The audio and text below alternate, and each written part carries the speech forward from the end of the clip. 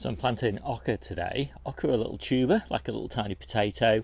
The yield I get from them is about the same as you get probably from, say, the Christmas potato harvest. So those are potatoes that you might plant out in July. You're not going to get a very big harvest from those, but they're really welcome at the kind of Christmas time and through until kind of March, April. And so ochre, a little tuber, a bit more colourful than most potatoes, lovely sort of reds and bright yellows. And I love them. They are nothing like potatoes in terms of the taste. They taste very lemony. There's a real zest and bite to them. And so I think they're much more like a radish. And you can eat them fresh or you can cook them. If you eat them fresh, they are very much like a radish. And they kind of come at exactly the time when it's difficult to get a good radish harvest, i.e. kind of December, January and February. Now we actually do have radish now all the way through winter, but ochre just provide a really nice sort of vibrant, colourful, tasty, crunchy addition to the salad mixes during that difficult time. So I've got mine here, and these are the yellow ones, looking a bit leggy, but they'll be fine. And I popped these into just some moist compost about a month ago. So at that time they were just showing the slightest signs of new shoot growth, but that's not really necessary. You can plant them anytime. And these are the red ones, and these are looking really nice. So I'm going to plant these into pots. Now you don't have to put them in pots, you can put them straight into the ground. I find I generally get about twice the yield from the ones that I grow in containers, so generally speaking I do that now. And I'm putting mine this year into, I think they're 25 litre containers. They might be 20 litre containers. Homemade compost, the bottom 2/3. Shop bought compost, top third. So the top third is just because it's sterile, so it provides a weed-free mulch. And I just don't like weeding. So I got all the nice sort of nutrition and obviously low cost of the homegrown compost. And then on the top I get the weed-free benefits of shop-bought compost. At the end of their life, when I do the harvest, I'll put the compost and the root mass, because there'll be a solid mass of roots, back into the compost bin, and in about 12 months time or something like that, there'll be nice compost again.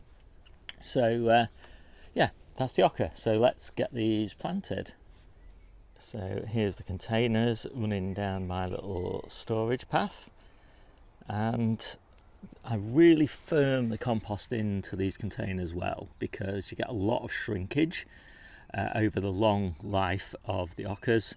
And I will actually earth them up as well, so I've left a little bit of space. I find I get a lot of tubers in the sort of top 2 inches that I earth up, and I generally do that sort of late August, early September sort of time. So just small depression in there.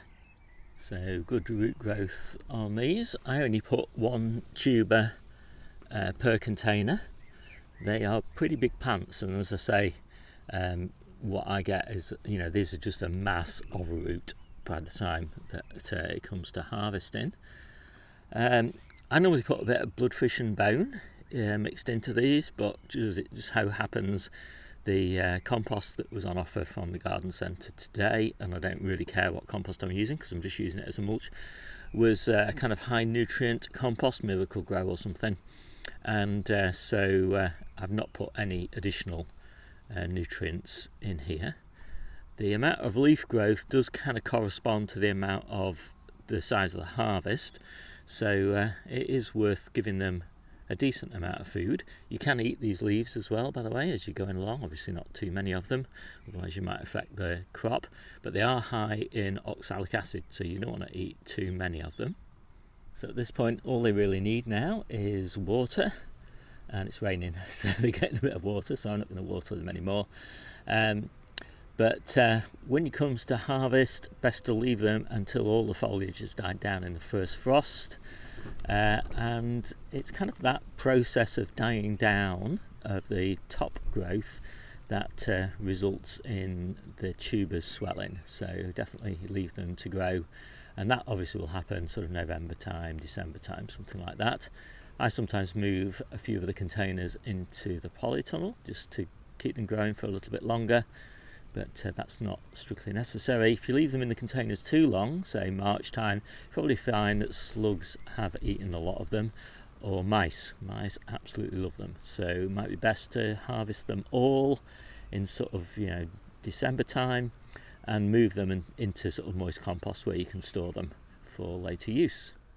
So if you want any more details on growing okra, I suggest going into the description of this video, and you'll find a link to my ebook. You want the individual growing guides, and just scroll down here to okra, otherwise known as New Zealand yam. And here you'll find loads more videos and more details about growing okra, and in particular, the whole sort of life cycle of growing and harvesting and storing and all of that sort of thing. So yeah, this is about the stage that I planted my okra plants, and that's what they look like about a month later. And you can see here, look, they're pretty big plants by the time they get to autumn, and they get bigger and bigger. So yeah, take a look at this, loads more videos, loads more text. So hope you like this quick video. Not the most productive crop, but a really welcome crop. My name's Steve, this is the Seaside Kitchen Garden and Allotment channel, and I'll see you soon.